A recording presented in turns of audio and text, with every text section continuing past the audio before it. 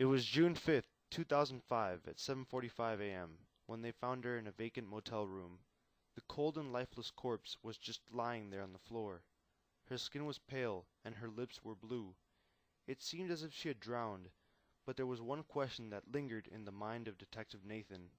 Did she do this to herself? Was she a victim? What happened? These questions bothered him as he began to walk around to see if he could find any evidence of what had happened. He turned to Emma, his partner, and uttered, "Have you spoken to the manager of the motel to see if we can identify the victim?" "Yes, but there isn't a single record of anyone checking into this room. We checked the security camera feed, and not a single thing came up." "Alright, let's gather all the evidence we can get and head back to the station. We'll have Erin complete the autopsy and see if we can identify her with the fingerprints we obtained," Nathan said. Her name was Elizabeth Harley, and she was only 23 years old. She had a son named Elijah, and was married to Stephen Harley, who was nowhere to be found at the moment. "Any word on Mr. Harley?" Nathan asked. "No, but we're still working on it," said Emma. With a look of frustration, Nathan began to look over the evidence to see if he can find a lead or a clue. Nathan has been lead detective for several years now, and he was one of the best officers in his unit. But he hasn't had any good luck on any recent cases. This is the first big case he's got in a while. He needed to work twice as hard to prove he was still the best detective in the force, which means he had to make sure every single piece of evidence was looked over and evaluated. As he was doing this, Emma was making phone calls to see if she could find Mr. Harley. She became impatient and decided to visit him personally. She knocked a few times, but no one answered. She saw an elderly woman sitting on the front porch next door. She walked over. "Hello, my name is Emma. I'm a detective and I'm looking for Mr. Harley. Have you seen him recently?" Emma asked nervously. The woman stared at her with an eerie look, as if she had no words, then said, "He takes Elijah to daycare every day before work, but today was different. Today was as if he had never left the house." "Is something wrong?" the old woman asked. Emma walked back to the Harley residence, called for backup, and then broke into the house. She found nothing. Everything was in shape, and it looked like the perfect home. Backup had arrived. As they searched the house thoroughly, Emma walked back to the elderly woman and bombarded her with questions. "Did you know the family very well? Do you know if Mr. and Mrs. Harley were having any kind of problems?" "Oh, no, no. They were quite the opposite. They were always smiling, and looked completely infatuated with each other and Elijah." "Is everything all right?" she asked.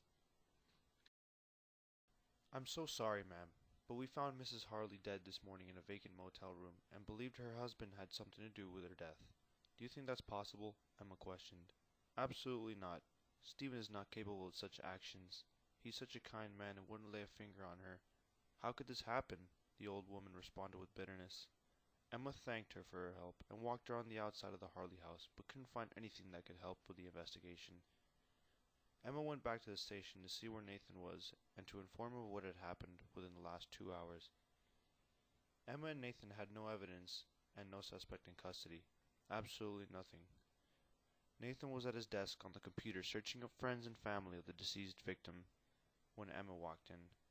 "How's it going?" she said with a smile. Even with everything going on, they couldn't help but smile when they were around each other. Before he could even answer to Emma, Nathan heard a man yelling.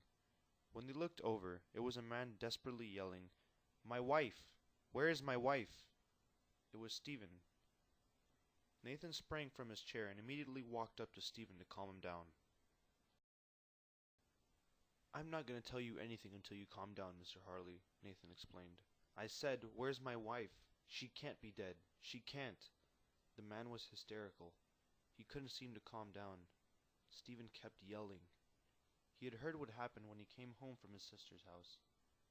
"My wife and I got into a fight, so I went to my sister's with Elijah, and she stayed home. But when I left she was fine," he explained. 10 minutes later, Stephen was sitting in the interrogation room with both Nathan and Emma. "So where were you in the early morning of June 5th around 3 o'clock a.m.? Emma questioned. "I was sleeping like any other normal human being. I told you where I was, and I didn't do this to my wife," Stephen exclaimed with a voice infused with frustration.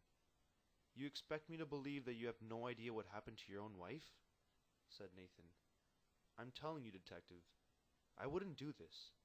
We had a fight, but I love her. You have to believe me. If you want, call my sister, so you can see I was actually there last night," said Stephen. This would actually explain why the elderly woman didn't see Mr. Harley leave this morning. "Where is your son, Mr. Harley? We're going to need you to bring him into the station," said Nathan. "He's with my sister. You can give her a call," said Stephen. "In the meantime, we're going to need you to make a formal statement," Nathan said.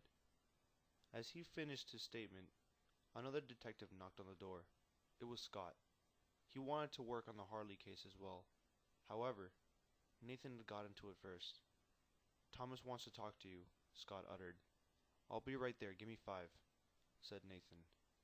Thomas had been the chief of police at the station for over 10 years. After interrogating Stephen and getting absolutely nowhere, Nathan walked out of the room and presented himself to Thomas. Thomas was highly disappointed in Nathan when he found out that both he and Emma had not made progress with the case. "I specifically did not give this case to Scott because I thought you guys would make significant progress within a short amount of time," Thomas said. Scott overheard this and smiled to himself with a jealous grin. He wanted to find information about the case on his own, but he knew it was not allowed if not approved by Thomas. Scott decided to let things take its course, and knew if things did not work out, Thomas would definitely hand the case to him. "If you guys don't find at least one damn good lead by tomorrow at noon, I'm handing the case over to Scott," said Thomas. Nathan and Emma looked at each other in shock. They both knew it was time to start questioning Mr. and Mrs. Harley's neighbors. The next day early in the morning, Nathan and Emma were knocking on Georgina's door. She had been living next to the Harley home for about 5 years. It only took them a couple of knocks and a bit of yelling to get their attention, but they managed to gain all the neighbors' individual attention as well. "This is the police. Open up," they exclaimed.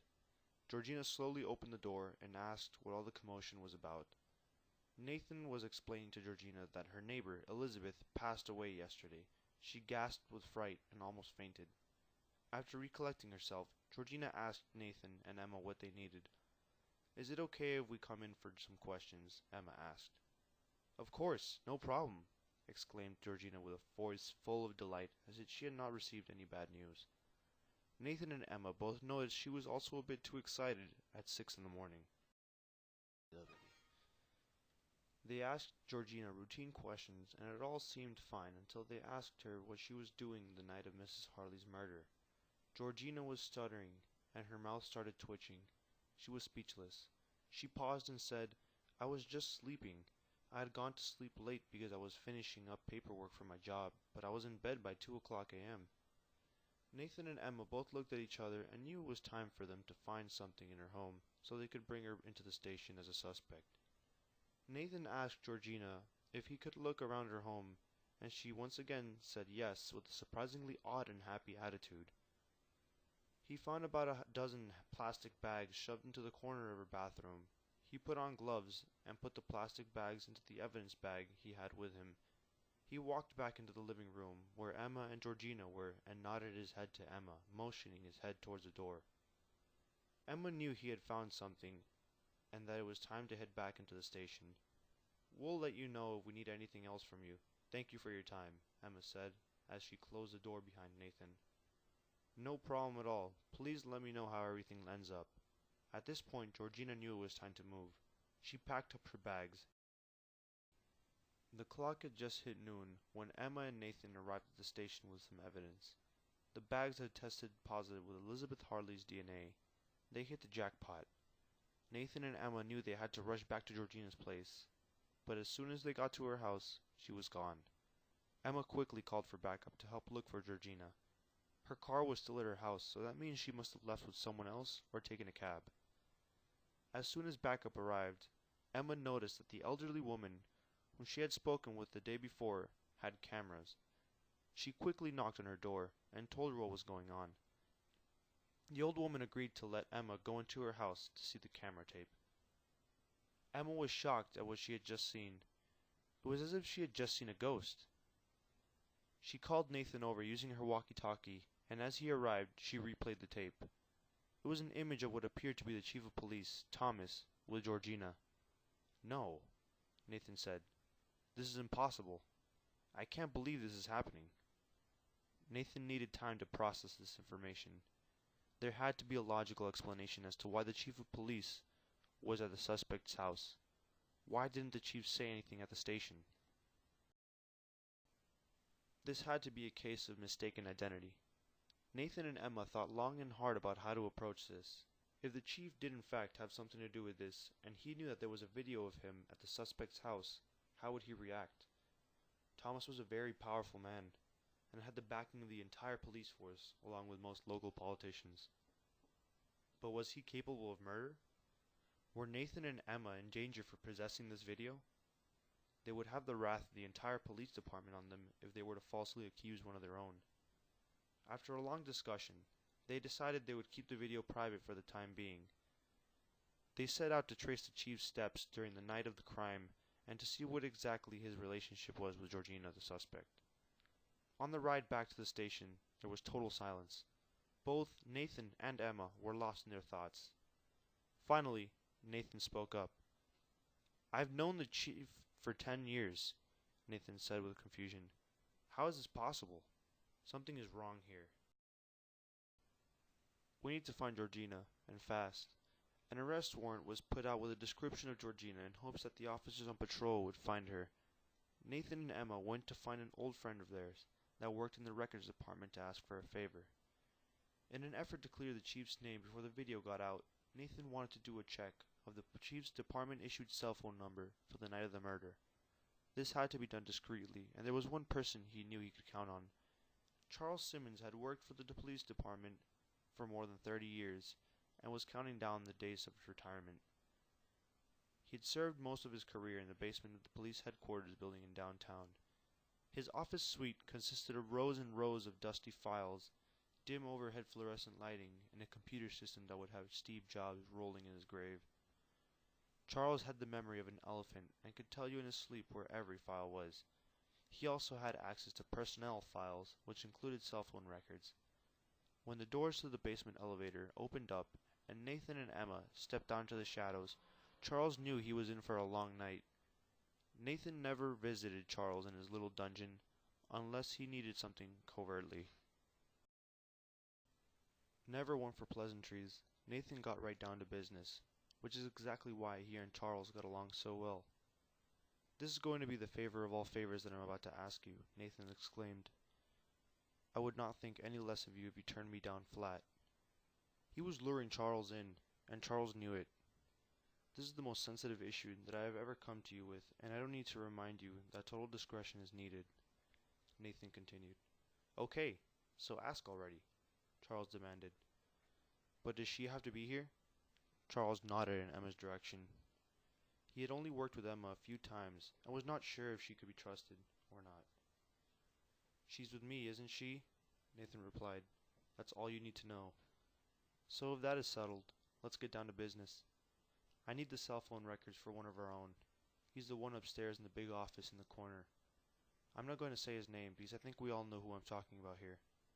I want you to know, Charles, that my motives for asking for this information are purely on the up and up. You need to know that based on what we could find, this could either mean big trouble for this person, or it could be his winning lottery ticket, so to speak. I would love to give you time to think about it, but we just don't have that luxury, and I need an answer now. If you turn me down, of course, this conversation never took place." Charles was thinking about the 81 days left on the retirement calendar countdown. A wrong move at this stage could really screw up his retirement. Charles chugged down the rest of his beverage and responded, "Give me one good reason as to why I should risk my lovely retirement to help you." Nathan shrugged at his comment in frustration. "You owe me. Remember that day?" Both Nathan and Charles disputed for a while before Emma interrupted. "Can you girls stop arguing already? It's bad enough that our very own chief of police could be our main suspect." After about 15 minutes of pointless arguing, Charles finally agreed to help them. Nathan went back up to his office as he waited to be called back down by Charles. Thomas then calls Nathan into his office. Once he arrived, he was shocked to see Emma by Thomas's side. Georgina had arrived next to Nathan in handcuffs 3 seconds later as well. Emma held up her badge and placed Nathan and Georgina under arrest. Why? Nathan asked Emma. You're a liability, Emma replied. She knocked Nathan out cold. He woke up in a prison cell of some sort. However, this prison cell was very clean, comfortable even. Confused, cold, and frightened, Nathan heard the subtle vibration of a cell phone. He answered the phone and heard a morphed voice say, There's no time. Dismantle the cell phone, grab the key from inside, get the gun from your jacket, and move to the 3rd floor of the estate.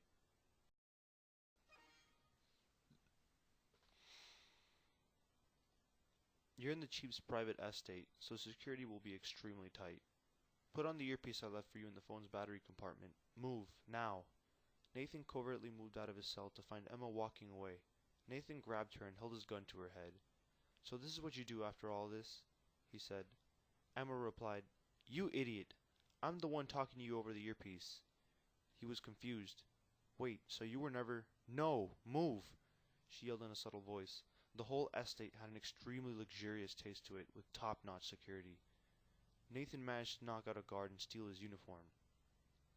He made his way past all the guards when suddenly the sound of a helicopter engine was getting louder and louder. It was the chief's personal helicopter coming to pick him up. Nathan realized there was no time and ran for the roof. The guards surrounding Thomas immediately spotted Nathan and raised their weapons.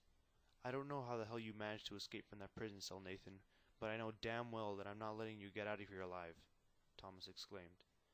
The helicopter engine roared as it took off with both Thomas and Georgina in it. Nathan felt hopeless and was just about to give up when suddenly the loud roar. Nathan's mind was blown as he saw the helicopter crash and become engulfed by hellish flames. He looked to the mountainside to find Scott shooting with a sniper rifle. However, he realized that the helicopter was on a crash course with the estate. He bolted for cover, but the shock wave from the blast stunned him. Lying on the floor, stunned and with blurred vision, Nathan spotted a figure walking towards him. He soon realized that the figure was holding a knife. It was Thomas. Thomas was the only one who survived the crash. Nathan tried to react, but he was too fatigued. Thomas sunk the sharp knife into Nathan's abdomen. Everything went black for him. Suddenly, Nathan's will to live kicked in, and he managed to pull the jagged knife out of his body. The knife tore at his flesh as the jagged edge of the knife was being pulled out of his body. He stood up, walked to Thomas, who was realizing that Nathan was still alive. Still alive, Nathan. Good. I was getting sad that you had died so quickly, Thomas said. Why? Nathan asked. Why are you doing this, Thomas? Because, Nathan, Thomas replied. I killed poor innocent Elizabeth with those bags you grabbed from Georgina's house, and with my bare hands made this case because I knew you were going to want to take it. You see, Nathan, Georgina had nothing to do with this. She was merely a pawn in my plan. Do you see now? My plan was to terminate you from the very beginning. You were beginning to give us all a bad name. No, a terrible name. You were beginning to become a liability. You're soft. Anyway, enough of this fancy talk. Any last words before a bullet goes into your skull? Yeah, Nathan said. You're insane. Just as Thomas decided to pull the trigger, Nathan threw the knife at Thomas. It felt like the whole world was watching the knife penetrate the air as it flew past the bullet. Emma and Scott managed to find a way through the rubble and crash. They ran to Nathan and saw Thomas's bloody corpse on the ground. The knife had penetrated Thomas's head. However, the bullet had hit Nathan as well. Emma called a medical evacuation vehicle, and Nathan was rushed to the hospital. 3 weeks later, Emma visited Nathan in the hospital. Hey, did you get the good news? Emma asked. No, what happened? Replied Nathan. You're the new chief of police, exclaimed Emma. Great, shuddered Nathan jokingly. I get to be the new bad guy. Emma smiled and laughed. No one ever spoke about the case again. Nathan, Emma, and even Scott received medals for expressing bravery in the midst of fading hope. It all just goes to show that a person should never give up and always show courage, no matter how difficult the task may be, and that person will overcome any obstacle placed in his or her path.